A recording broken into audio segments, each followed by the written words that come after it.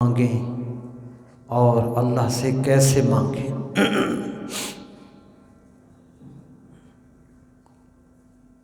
یہ پہلی مرتبہ اس طرح کا موضوع ہے جو ہر مسلمان مرد اور ہر مسلمان عورت کی ضرورت ہے۔ اللہ تعالیٰ سے کیا مانگیں اور کیسے مانگیں۔ اللہ پاک نے ارشاد فرمایا وقال ربکم ادعونی استجب لکم، اور تمہارے رب نے فرمایا ہے مجھے پکارو میں تمہاری دعا قبول کروں گا۔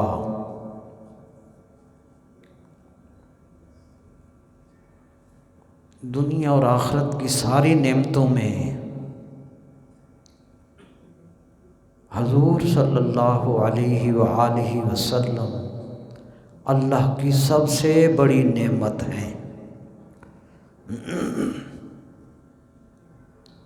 ایک نقطہ۔ دوسرا نقطہ یہ ہے کہ حضور علیہ الصلوۃ والسلام کا انسانیت پر سب سے بڑا احسان اور اہل ایمان پر سب سے بڑا کرم اور انعام اور احسان یہ ہے کہ حضور نے انسانوں کو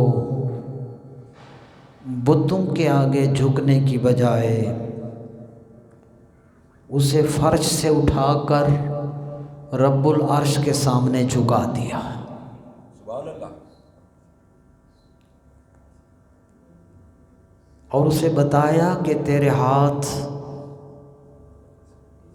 التجا اور حاجت کے لیے جب بھی پھیلیں رب العالمین کے سامنے تو پھیلا۔ یہ حضور کا سب سے بڑا انعام، سب سے بڑا احسان ہے۔ یہ دوسرا نقطہ تھا۔ اب ہم تیسرے نقطے کو عرض کر رہے ہیں کہ جس مالک کے آگے ہم نے ہاتھ پھیلانے ہیں اس کی خوبیاں، اس کے کمال، اس کی شان، اس کی عظمت، اس کا مقام کتنا ہے، کیا ہے۔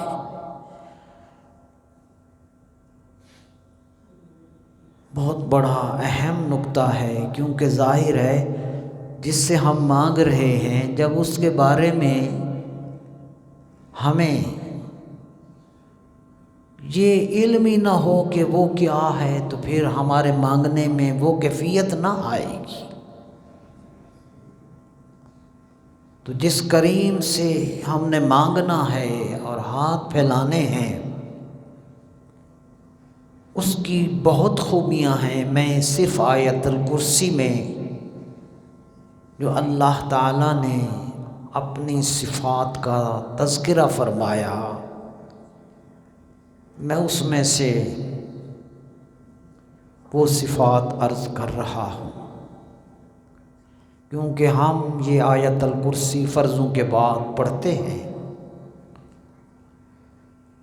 اس میں ہی مالک نے جو اپنے تعارف اور اپنے کمالات سے پردہ ہٹایا، سب سے پہلا جملہ فرمایا اللہ اللہ لا الہ الا ہو الحی القیوم۔ اللہ اکبر۔ یہ صفت ہے جس سے ہم نے مانگنا ہے، عادت بنانی ہے۔ ترجمہ ساتھ ساتھ سمجھتے جائیں گے، کام بنتا جائے گا۔ اللہ لا الہ الا ہو۔ اللہ کون ہے؟ فرمایا وہ ہے لا الہ الا ہو، کوئی عبادت کے لائق نہیں سوائے اس کے۔ یہ پہلی بڑی صفت ہے اس بے نیاز کی جس سے ہم نے مانگنا ہے، جس کو سجدہ کرنا ہے۔ دوسری صفت فرمائی الحی، وہ زندہ ہے، تیسری صفت القیوم، خود بھی زندہ ہے، سب کو زندہ رکھنے والا ہے، تاکہ جب ہم ہاتھ اٹھائیں ہمیں پتہ ہو کہ اس کی شان کیا ہے۔ سبحان اللہ، یہ منفرد خوبیاں ہیں اس بے نیاز کی۔ یہ حضور کا سب سے بڑا احسان ہے کہ ہمیں فرش سے اٹھایا اور اس کے آگے ہمارے ہاتھ پھیلا دیے۔ آگے اس کی صفت اسی آیت الکرسی میں فرمایا لا تاخذہ سنۃ ولا نوم۔ اللہ کی ایک خوبی اور کمال اور حسن اور عظمت یہ ہے کہ نہ اس کو اونگ آتی ہے نہ نیند آتی ہے۔ ہم نہ سوئیں تو زندگی محال ہے، وہ اس سے بے نیاز ہے۔ اگلا جملہ لہو ما فی السماوات وما فی الارض، جی اگلی خوبی ہے لہو، اللہ اکبر، جو کچھ ساتوں آسمانوں میں اور جو کچھ زمین کے ساتھ بر اعظموں میں جو کچھ ہے سب اسی کا ہے۔ اللہ اکبر، یہ یہاں تک اس کے کمالات کا ذکر ہے۔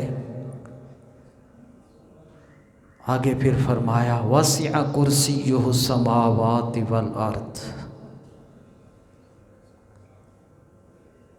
ہمیں آسمان ہی بہت بڑا، زمین ہی بہت بڑی نظر آتی ہے، فرمایا اللہ کی شان یہ ہے وسع کرسیہ السماوات والارض۔ وسع کے معنی ہے سما رکھا ہے، کنسسٹ کے معنی میں ہے، کنسسٹ سما لینا کسی چیز کو، جیسے اس چار دیواری نے آپ کو سما رکھا ہے۔ تو وسع کرسیہ السماوات والارض، فرمایا اس کی کرسی نے سب آسمانوں اور زمین کو سما رکھا ہے، کہ اس کی کرسی ہے۔ پھر اس کے بعد اس کی صفت ہے جس سے ہم نے مانگنا ہے وَلَا يَئُودُهُ حِفْظُهُمَا، فرمایا اللہ کو نہیں تھکاتی زمین و آسمان کی حفاظت۔ ہم دفتر میں تھک جاتے ہیں، دکان میں بیٹھے بیٹھے تھک جاتے ہیں، کہتے ہیں یار بڑا ہی کم سی آج۔ ہم مخلوق جو ہوئی، ایک ڈرائیو کرتا ہے کہتا ہے بڑا ہی سفر سے، ہم کاموں میں بالکل ختم ہو جاتے ہیں، چور ہو جاتے ہیں، ہماری ہمت جواب دے جاتی ہے۔ مالک نے فرمایا تمہارا رنگ اور ہے، میری قدرت اور ہے۔ فرمایا زمین و آسمان کی حفاظت اس کو نہیں تھکاتی۔ آخری جملہ سے پہلے وَهُوَ الْعَلِيُّ الْعَظِيمُ، اللہ اکبر۔ یہ ساری خوبیوں کے بعد آخر میں فرمایا بس پھر وہی سب سے بلند ہے اور عظمت والا ہے، اور آخر میں فرمایا اتنا عظمت شان والا رب اللہ ولی الذین آمنوا، یہی اللہ ایمان والوں کا مددگار ہے۔ اب اندازہ لگائیں، دفتر کا ہیڈ کر دے میں جو بیٹھا تو غم ختم، ٹھیک ہے جی، تو جو وہ کہہ رہا ہے اللہ مددگار ہے ایمان والوں کا۔ تو ہم نے آج کا موضوع اللہ سے کیا مانگنا ہے، کیسے مانگنا ہے، تو اللہ ہے کیا اس کا تعارف تھا۔ بس جب ان خوبیوں کو ہم دیکھتے ہیں تو پھر بے ساختہ زبان پر اس کی رحمت کی وسعت کو اور اس کے دسترخوان کی نعمتوں کو جب نظر ڈالتے ہیں، 70 سال تک اللہ ہر مخلوق کو کھلا کے سلاتا ہے اور پھر اٹھا کے کھلاتا ہے، دن میں کئی کئی بار کھلاتا ہے۔ جب اس سارے پکچر پر نظر ڈالتی ہے، پھر قرآن نظر آتا ہے بے ساختہ، پھر یہ شعر زبان پر آتا ہے، تیری رحمتوں کا دریا، تیری رحمتوں کا دریا سرعام چل رہا ہے، مجھے بھیک مل رہی ہے، میرا کام چل رہا ہے۔ موسم بدل گیا نا، پنکھے کیوں نہیں چلائے آج، اے سی نہیں چلائے؟ کس نے بھر دی موتیوں سے خوشائے گندم کی جیب، کون لایا کھینچ کر پچھم سے یہ باد سحاب، کس نے سکھلائی ہے موسموں کو خوئے انقلاب، کہاں گیا گرمیاں، کہاں گئیں، کہاں سے یہ موسم آیا؟ اس لیے بے نیاز فرماتا ہے کذالک نصرف الآیات، ہم اپنی نشانیاں بدل بدل کے لاتے ہیں، لقوم یشکرون، ان لوگوں کے لیے جو میرا شکر ادا کرتے ہیں۔ ہر موسم بدلے تو شکر بڑھ جائے، ہر موسم بدلے تو شکر میں اضافہ ہو جائے۔ یا اللہ شکر ہے، گرمیوں میں کھلایا، سردیوں کے اسباب عطا فرمائے، پتے آ رہے تھے اب درختوں کے پتے جا رہے ہیں، یہ کون ہے؟ سمجھ رہے ہیں؟ اس چیز پہ اولیاء کی ہر وقت نظر رہتی ہے۔ تو یہ اس بے نیاز کی صفات تھی۔ اگلی بات شریف عموماً یہ اہم بات میں عرض کر رہا ہوں، عموماً ہم لوگ دعا کرتے ہیں، نماز پڑھتے ہیں، ہمارے دل میں یہ ہوتا ہے پتہ نہیں دعا تے منگ لئیے، پتہ نہیں دعا قبول ہوندی ہے، نماز پڑھتے تے بڑا رہندے ہیں، ہمیں یقین کی صحیح صورت ہمارے دل میں پیدا نہیں ہوتی۔ سو برادران سن لیں، ایک قول پروفیسر واصف علی واصف کا اور ایک حدیث اس پر کہ آپ لوگوں کو جب دعا اور جب نماز کی سعادت مل جائے تو آپ بہت بڑے امیر کبیر ہیں۔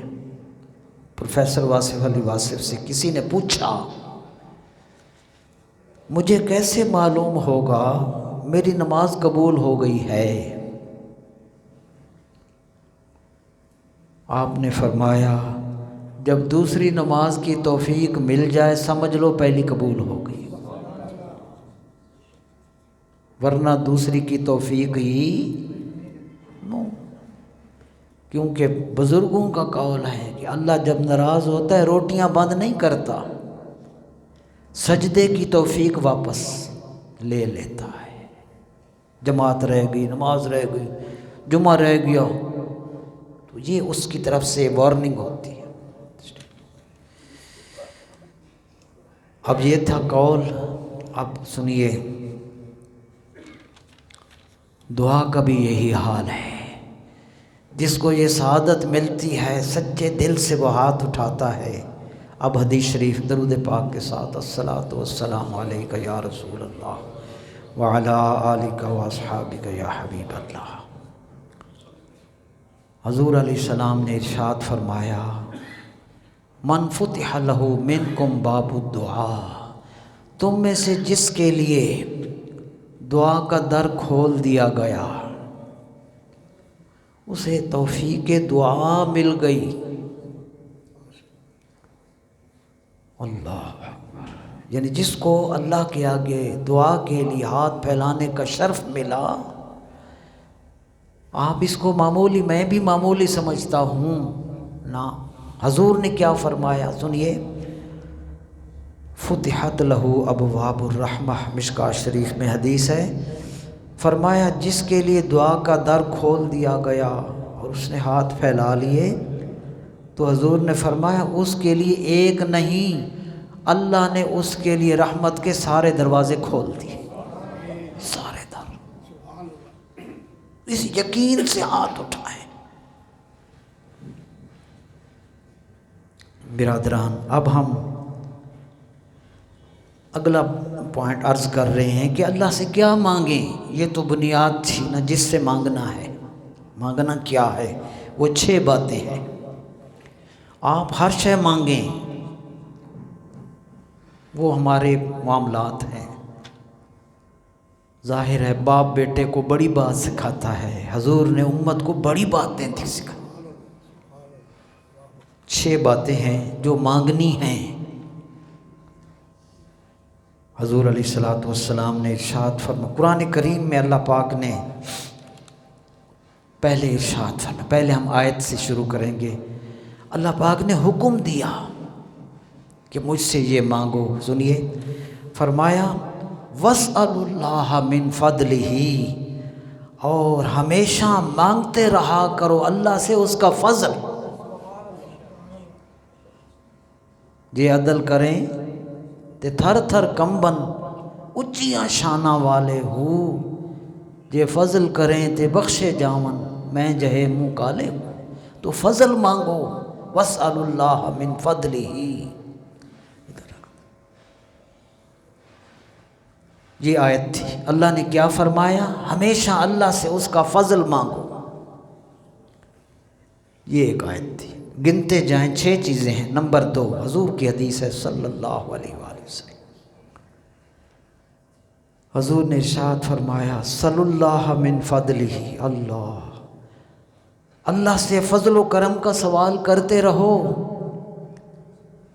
وجہ یہ ہے، بندوں میں اور اس میں فرق یہ ہے، بندہ بندے سے مانگے 1 دفعہ دے گا، 2 دفعہ دے گا، تیسری دفعہ کہے گا جا اپنا کام کر، کوئی اور دروازہ دیکھ۔ ہم اکتا جاتے ہیں، کوئی نہ آئے تو کہتے ہیں شکر مغروں لتھ گیا، نہ آئے تو خوش، آ جائے بار بار آئے تو پریشان۔ حضور نے فرمایا اللہ سے فضل مانگتے رہا کرو، فَإِنَّهُ يُحِبُّ أَن يُسْأَلَ، کیونکہ اللہ تعالیٰ خوش ہوتا ہے جب اس سے مانگا جائے۔ ہم ناراض ہوتے ہیں، وہ خوش ہوتا ہے۔ تو فضل کا سوال اور مانگتے رہنا۔ پھر فرمایا فاستہدونی، جی یہ ہدایت ہے، رہنمائی ہے۔ ایک تو ایمان کی ہدایت، وہ تو مل گیا، اب اس پہ ثابت قدمی ہے۔ اب دنیا کی مشکلات میں گائیڈنس ہے، رہنمائی ہے، جس کی ضرورت ہر سانس میں ہے۔ آپ نے کیا کرنا ہے، کیسے کرنا ہے، مالک مجھے رہنمائی دے۔ تو یہ حدیث قدسی میں فرمایا فاستہدونی اہدکم،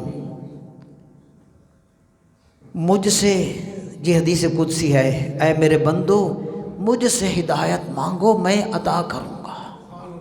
اللہ خود فرما رہا ہے، آپ مانگیں وہ آپ کی چیزیں اور ہیں، مجھ سے ہدایت کا سوال کرو میں عطا کروں گا۔ اگلا جملہ، تیسری بات فرمایا مجھ سے کھانا مانگو، اطعمکم، میں روٹی دوں گا، میں کھانا دوں گا۔ کچن کے خرچہ ہی نہیں چلتا، لوگوں سے سوال کرتے ہیں، اللہ نے فرمایا مجھ سے مانگو کھانا میں دوں گا، اطعمکم میں دوں گا۔ جی پھر فرمایا مجھ سے لباس مانگو، اکسوکم میں تمہیں لباس دوں گا، ہماری ضروریات۔ آخری میں فرمایا اللہ اکبر، فرمایا مجھ سے بخشش کا سوال کرو، اغفر لکم میں گناہ بخش دوں گا۔ اسی میں آگے جملہ ہے یا عبادی، اے میرے بندو تم دن رات گناہ کرتے ہو، نہ دن دیکھتے ہو نہ رات دیکھتے ہو۔ اگلا جملہ فرمایا میں سارے بخشتا ہوں۔ تو بخشش مانگو۔ آخری بات کیا مانگنی ہے؟ جی حضرت علی رضی اللہ عنہ نے حضور سے پوچھا، رضی اللہ عنہ، یا رسول اللہ، اللہ سے کیا مانگوں؟ سرکار نے فرمایا حضرت علی رضی اللہ عنہ سے، اللہ سے عافیت مانگو۔ ایک روایت میں عاقبت، آخرت مانگو۔ تو عافیت کیا ہے؟ مفتی صاحب علیہ رحمہ نے مرآت المناجی میں لکھا کہ عافیت کا معنی ہے کامل سلامتی، زندگی میں، موت میں، قبر میں، حشر میں، پل صراط پر، میزان پر، حساب و کتاب پر، تمہاری زندگی کے ہر قدم، ہر موڑ، ہر لمحے، ہر جگہ پر جو بھی مشکل ہے اس سے نجات کا سوال کرو۔ یہ ہے عافیت۔ جی آپ مانگیں، میں بھی مانگوں۔ برادران، اب مانگنا کیسے ہے؟ سنیں، آخری بات ہے دعا۔ اللہ اکبر۔ دعا کیسے مانگیں؟ یہاں تک تھا کیا مانگیں، اب دوسرا نقطہ ہے کیسے مانگیں۔ سنیے، باوضو ہو تو بہتر ہے، کپڑے پاک ہوں بہتر ہے، اور خاص طور پہ جب فرضوں کا سلام پھیرتے ہیں، میں نے پڑھا ہے کہ تہجد کے وقت بھی جلد قبول ہوتی ہے، فرضوں کے بعد بھی جلد قبول ہوتی ہے۔ کون؟ ہر کوئی تہجد میرے جیسا کہاں پڑھے، وہ تو اولیاء ہے۔ تو سرکار نے محروم نہ رکھا، فرمایا فرضوں کے بعد بھی وہی مقام ہے۔ ٹائم آ گیا، باوضو کپڑے پاک، فرضوں کے بعد قبولیت بڑھ جاتی ہے، اور دعا سے پہلے درود پاک ہے، اللہ کی تعریف ہے، یہ پہلے ہے۔ ظاہری آداب ہیں، یہ ظاہری آداب تھے، اب باطنی آداب ہیں۔ اللہ پاک نے ارشاد هو انشأکم من الارض واستعمرکم فیہا، حضرت صالح علیہ السلام، فاستغفروہ، قوم سے صالح علیہ السلام نے کہا، رب نے قرآن میں لکھا تمہیں اس نے زمین میں روٹیاں، دکانیں، مکانیں، ملازمتیں، زراعت، کاروبار، بزنس دیا، اس نے دیا،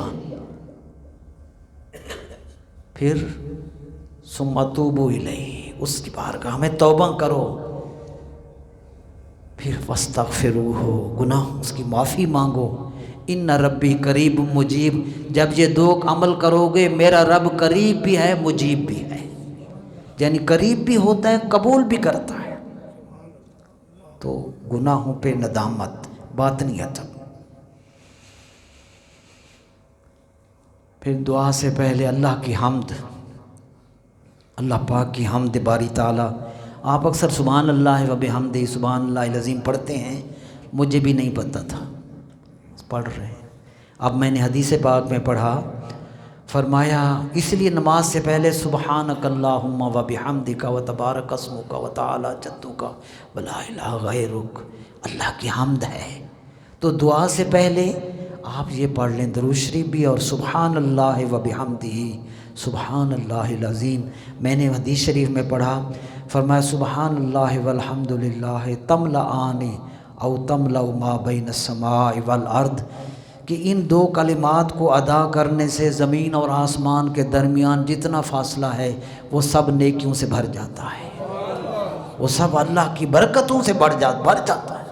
تملأ، ملأ، یملأ کا معنی پر کر دیتا ہے، فل کر دیتا ہے۔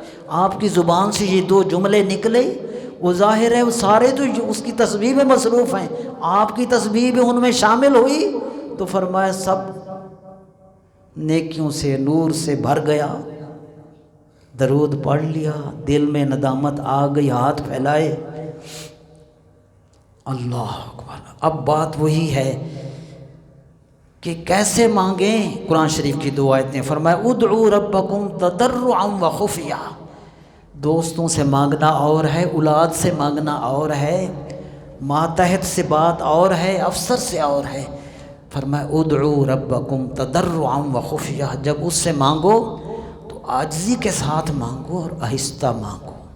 پھر اگلا جملہ وَادْعُوهُ خَوْفًا وَطَمَعًا، اور اس سے جب دعا مانگو ڈرتے ہوئے اور امید کرتے ہوئے۔ ان رحمت اللہ قریب من المحسنین، کیونکہ اللہ پاک کی رحمت محسنین کے بالکل قریب ہو جاتی ہے۔ پھر سیدنا علی رضی اللہ عنہ نے عرض کیا اللہ سے کیسے دعا مانگوں؟ فرمایا صدق و یقین کے ساتھ۔ تو یہ تھے دعا کے باطنی آداب۔ اہم اور آخری بات فرمایا دعا کا آغاز بھی درود پر کرو، اختتام بھی درود و سلام پر کرو۔